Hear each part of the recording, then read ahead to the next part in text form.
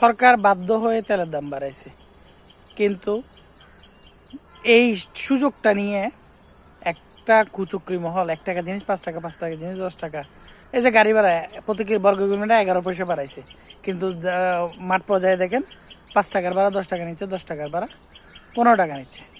এগুলো আসলে সরকারকে বিতর্কিত করার জন্য এবং এক ধরনের সিন্ডিকেটরা এই কাজটা করতেছে।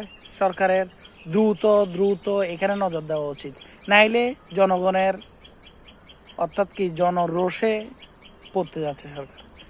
আমি বর্তমান সরকারের স্টেক হোল্ডারদেরকে বলবো, আপনারা দ্রুত যারা 1 টাকা জিনিস বাড়ার কথা 1 টাকা 5 টাকা বাড়াইছে তাদের বিরুদ্ধে দ্রুত ব্যবস্থা নেন।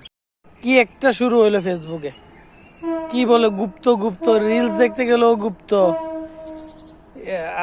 স্ট্যাটাসও দেখি গুপ্ত, সব জায়গায় গুপ্ত।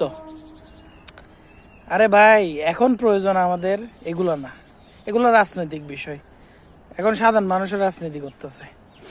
আচ্ছা যাই হোক, এখন আমাদের প্রয়োজন বিদ্যুৎ, গ্যাস, কিভাবে দ্রব্যমূল্যের অর্থাৎ লাগামটা ঠিক থাকবে বৈশ্বিক একটা ক্রাইসিসে।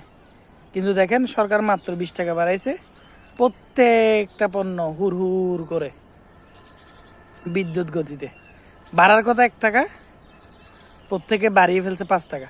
সরকারের উচিত এগুলো নজর দেওয়া। ভাড়া বাড়াইছে 11 পয়সা প্রতি কিলোমিটারে, ওরা বাড়াই ফেলছে 1 টাকা। তাহলে কোথায় 11 পয়সা, কোথায় 1 টাকা? অর্থাৎ আগে যেখানে ওঠানামা 5 টাকা নিত, এখন সেখানে 10 টাকা নেই, যেখানে 10 টাকা নেই সেখানে 15 টাকা নেই। অর্থাৎ বাড়িয়ে ফেলছে। সরকারের উচিত এগুলোতে নজর দেওয়া। সবজির দাম, সবজিওয়ালা বলে যে গাড়ি ভাড়া বাড়ে গেছে, সবজি বাজারে গেলে সবজিওয়ালা বলে যে গাড়ি ভাড়া বাড়ে গেছে, ট্রাক ভাড়া বেশি।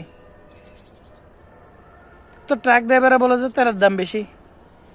আমরা সাধারণ মানুষ কোথায় যাবো? আমাদের বেতন তো বাড়ে নেই। তো বিষয়টা হচ্ছে যে সরকারের উচিত এই বাড়ানোর কথা 11 পয়সা, সে 5 টাকা কেন বাড়াইলো, 5 টাকা আনঅফিসিয়ালি কেন নিচ্ছে, এগুলো তদারকি করা। এবং যারা এসব কাজ করতেছে, 1 টাকা জিনিস 5 টাকা, 1 টাকা বাড়ার কথা সেখানে 5 টাকা বাড়াই দিছে।